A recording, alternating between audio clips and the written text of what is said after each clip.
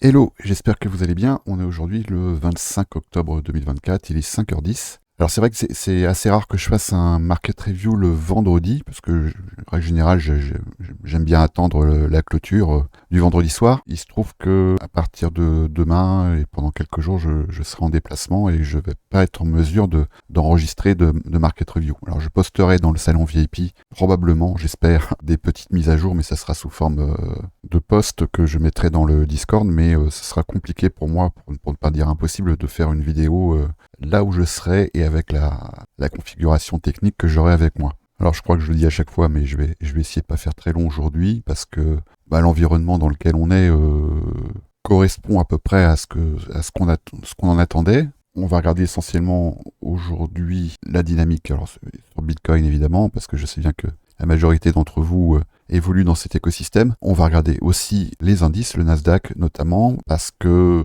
les phénomènes de corrélation notamment nous invitent à le regarder. Et puis évidemment le dollar. En tout cas, le DXY est un des composants du DXY, le principal composant du DXY qui est l'euro. Alors, si on s'attarde juste un peu sur le Bitcoin, on voit ici en daily qu'on est là à présent dans un état de livraison qui est bullish, que les inefficiences haussières sont pour l'instant respectées et qu'actuellement on évolue dans le haut de ce range qui a été commencé en mars 2024. Et donc si on s'en tient au MASH, on voit qu'on a établi un nouveau contact avec cette trendline. Si par contre on va au contact des plats de bougie, là on peut constater qu'on a commencé à travailler au-delà. On a eu des clôtures daily au-delà de cette trendline. Donc une trendline, faut pas lui faire dire ce qu'elle ne dit pas, hein. C'est juste une indication de momentum. Ça n'a, en ce qui me concerne, aucune valeur en termes de price action.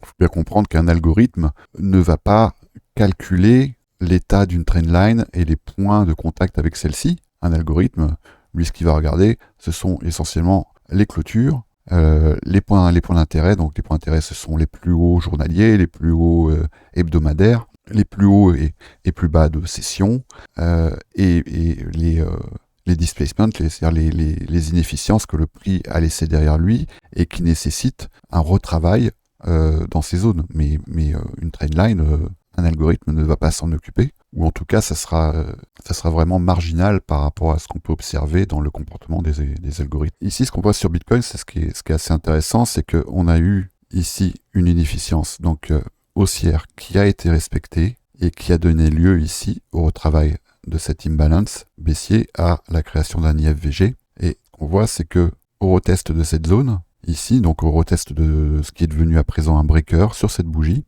donc on est sur un low resistance liquidity run, mais malgré tout, au retest de cette bougie, on voit qu'on a eu une réaction haussière. Alors c'est vrai que moi je ne serais pas du tout étonné qu'à un moment donné, et c'est peut-être bientôt, on vienne retester cette zone ici, donc entre les 63 500 et les 64 800.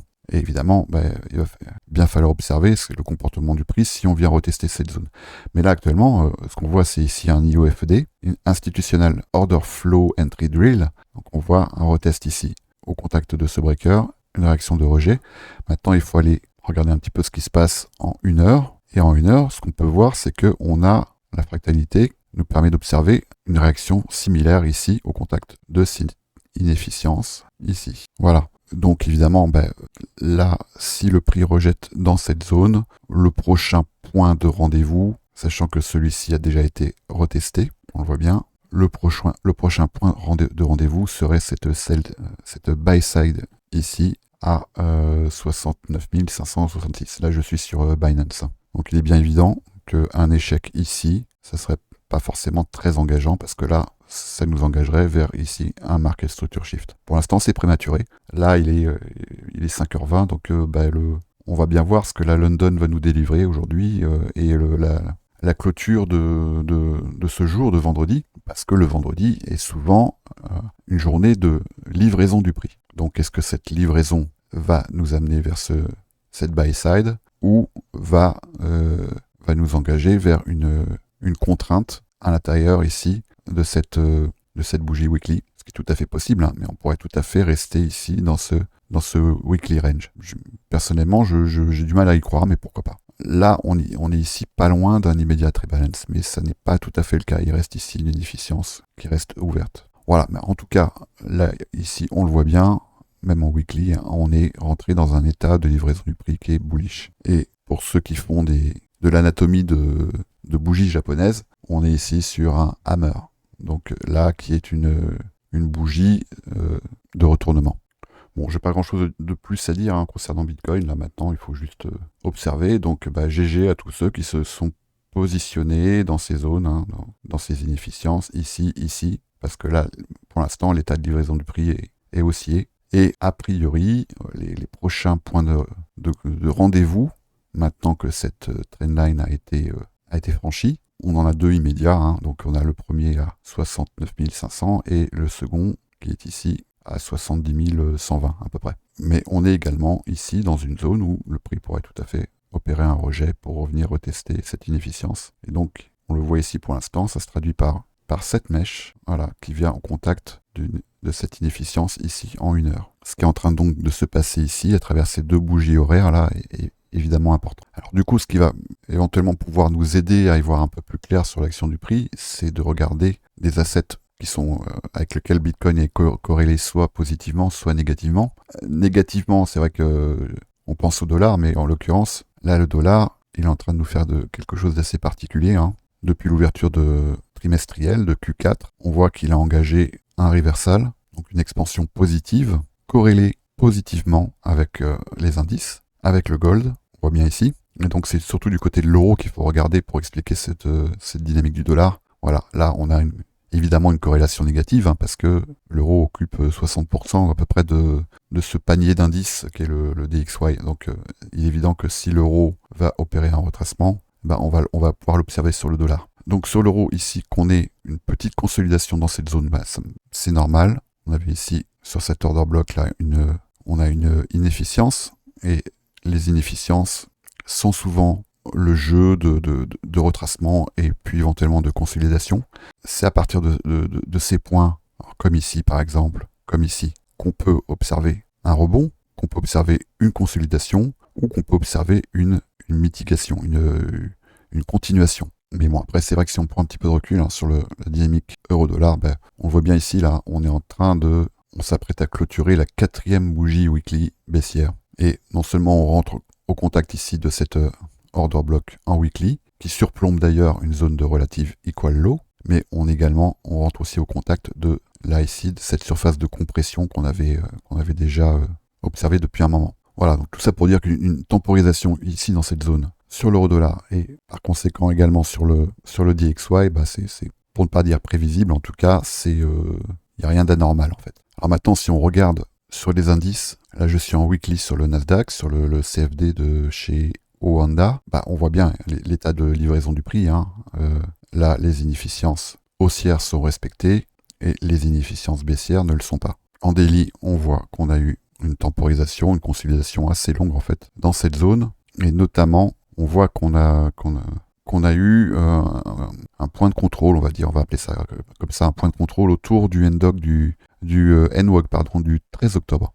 Donc le gap d'ouverture du 13 octobre, de la semaine du 13 octobre. Donc c'est la semaine dernière. Pareil, ici, IOFED, on revient en contact des gaps des NWOG du 6 octobre et du 29 septembre. Et là, on voit qu'on a depuis une réaction qui est plutôt haussière, et que maintenant le Nasdaq vient au contact ici de cette inefficience baissière. Mais en tout cas, on voit bien ici rejet, contact, rejet. Et ici, ça va être à mon avis l'enjeu là, de la session d'aujourd'hui, c'est de regarder le comportement du prix au retravail de cette zone. Là actuellement, les indices, le Nasdaq notamment, est sous le coup de ce fameux triptyque donc d'expansion, de consolidation, de manipulation. On le voit bien ici, expansion, consolidation, manipulation, expansion, distribution en l'occurrence, consolidation. Et donc la logique et l'order flow, la dynamique sur les hautes time frames nous amène à plutôt privilégier, et on ne peut que faire que ça, on ne peut que privilégier et éventuellement invalider une hypothèse qui serait celle d'une consolidation, d'une manipulation ici avec cette IO Fed et vers une expansion. Si on regarde la dynamique en 1 heure, et notamment le jeu des 3 indices, hein, donc le Dow Jones, le SP500 et le Nasdaq, on voit que on peut observer des divergences, hein, notamment ici, le Dow Jones qui fait un plus bas ici, mais ni le SP500 ni le Nasdaq, et ici toujours dans cette zone. Ça, je vous en avais parlé déjà il y a un petit moment, on a un plus haut ici également sur le SP500, mais pas sur le Nasdaq, avec notamment cette zone ici que j'ai en ligne de mire, hein, de relative equal high. Ce qui m'amène à penser que, voilà, à un moment donné, cette buy side ici,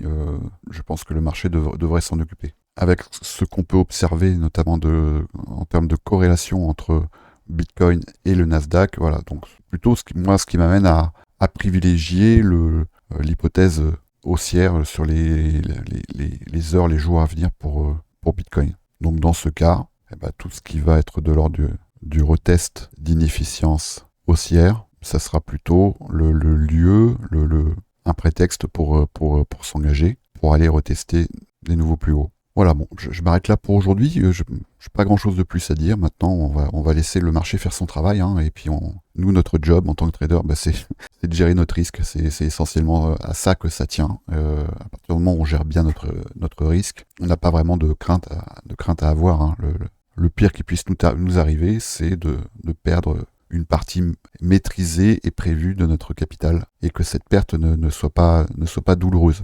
Alors d'ailleurs, je vais revenir un peu sur cette question-là du money management, du risk management, à travers déjà la question du copy trading, parce que c'est vrai que maintenant dans le trône, on a un service de copy trading qui fonctionne à plein régime, et donc les résultats journaliers, voilà, ils sont ici, hein, ils sont affichés. Alors il y a d'une part les bots LIM qui agissent sur le spot, qui eux ne sont pas programmés pour perdre en fait. Ils ne sont programmés que pour gagner. Il n'y a pas de stop loss. C'est sur un engagement spot. C'est un système un peu amélioré, même très fortement amélioré de martingale, avec un coefficient d'écartement, avec une pondération de chaque niveau. Et donc le bot, en gros, il achète le 100 et puis il revend dès qu'il repasse en gain de quelques pourcents. Ça se situe souvent entre 1 et 2%, ça dépend des assets en fait, sachant que maintenant ils ont été optimisés. Voilà, donc il y en a un qui est en drawdown, c'est sur Blast, il est en drawdown depuis maintenant plusieurs semaines, mais il ne m'inquiète pas. Les autres, ils prennent des profits régulièrement. Il y en a qui sont plus véloces que d'autres, notamment toutes les paires contre BGB. Là, c'est vrai que ces paires-là sont très véloces, donc elles n'engagent pas forcément beaucoup de liquidité, par contre elles prennent des profits régulièrement. Et puis il y en a d'autres là en ce moment qui s'expriment beaucoup, on entend beaucoup parler, comme Solana par exemple, ING également, AR, et puis il y en a un qui fonctionne très bien également, c'est Gold, Lim Gold sur Pax, notamment depuis qu'il a été optimisé, lui il fait bien plaisir aussi. Alors on a un autre bot qui est actif sur les perpétuels depuis maintenant le début du mois. Alors ici dans résultats journaliers vous verrez, alors évidemment là c'est un tableau de chasse qu'on met ici dans cette section, donc on met pas les pertes, on met les gains. Les pertes c'est une autre question, on en a régulièrement à peu près tous les jours, c'est pas forcément des gros gains, si ce n'est on a quand même deux jolis faits d'armes, donc notamment celui-ci sur GMX et une autre ici sur AXS. Alors ça c'était il y a quelques jours, là on a eu un gros décalage. Alors voilà ce que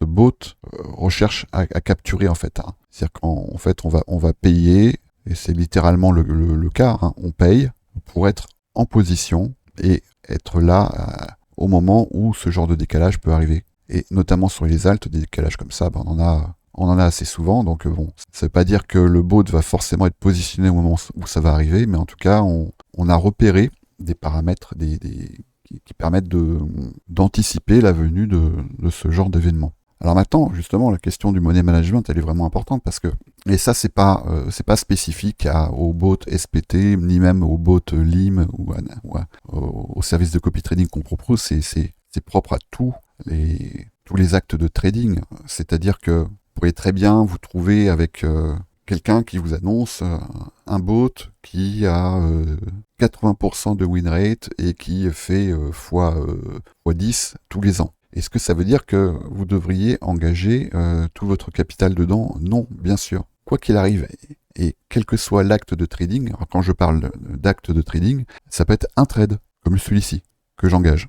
D'accord? Mais moi, je considère que suivre une stratégie de copy trading ou un bot, c'est un acte. Pour moi, c'est un acte. Alors, moi, je fais pas de copy trading, comment dire, je ne suis pas de stratégie, je suis les miennes parce que je veux pouvoir les répliquer et observer ce qui se passe chez les copieurs. Donc, voilà, je mets une petite partie de mon capital que j'ai prévu pour ça, et si je la perds, concrètement, moi, j'aurais perdu ce que j'engage en règle générale sur un trade, pas plus. Alors après, ça peut être 2, 3, 4, 5 éventuellement, mais pas plus. Donc il faut vraiment faire attention à ça. Donc pour moi, il est absolument pas raisonnable, quelle que soit la stratégie, et d'où qu'elle vienne, y compris du trône, que vous engagiez plus de 1 à 3%, allez, 5% éventuellement, mais c'est vraiment le grand maximum, quelle que soit la stratégie, quel que soit le bot, et quelles que soient les performances annoncées. Donc c'est vrai que les performances que montrent les backtests sur le bot SPT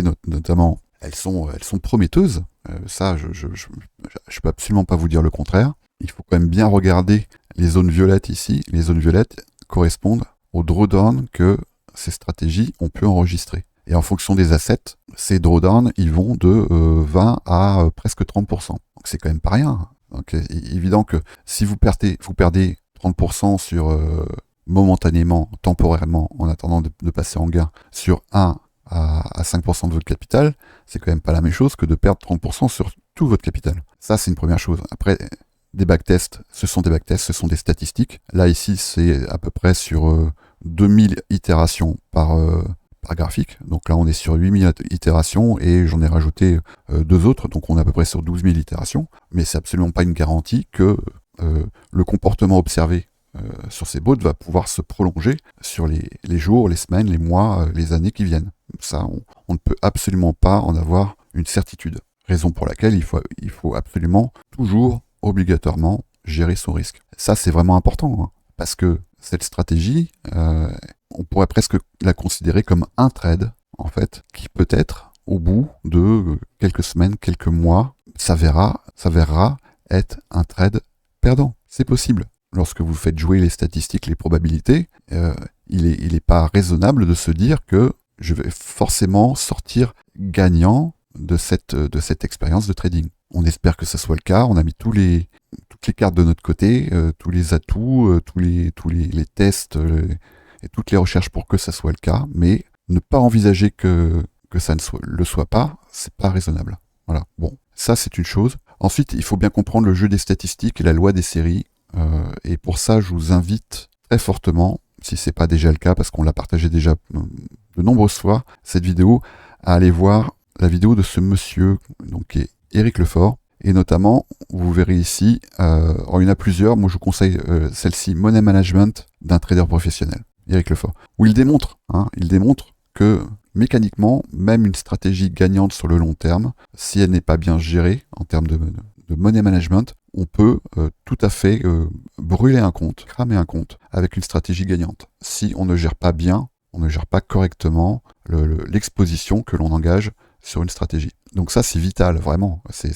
Allez le voir. Alors ça, c'est une chose. Il y a évidemment une autre chose qui est importante, au-delà du money management, c'est le drawdown management. Alors ça, c'est plus réservé à ceux qui tradent. Et là, je vous invite à aller regarder cette vidéo de ICT qui s'appelle donc ICT Forex Money Management That Works. Où là, il démontre brillamment, mais on sait bien que ICT est brillant, l'impact d'un drawdown management correct. Un drawdown management correct, c'est-à-dire que lorsque on va enchaîner des trades gagnants, et ben, au bout d'un certain nombre d'itérations, ICT recommande 5, on va diminuer notre exposition parce qu'on sait que plus on enchaîne de positions gagnantes et plus on a statistiquement de chances de se retrouver avec une position perdante. Et donc on anticipe ce phénomène en diminuant notre exposition au-delà d'un certain nombre de trades gagnants. Et ensuite, lorsqu'on s'engage sur une série perdante, plutôt que d'essayer de se refaire,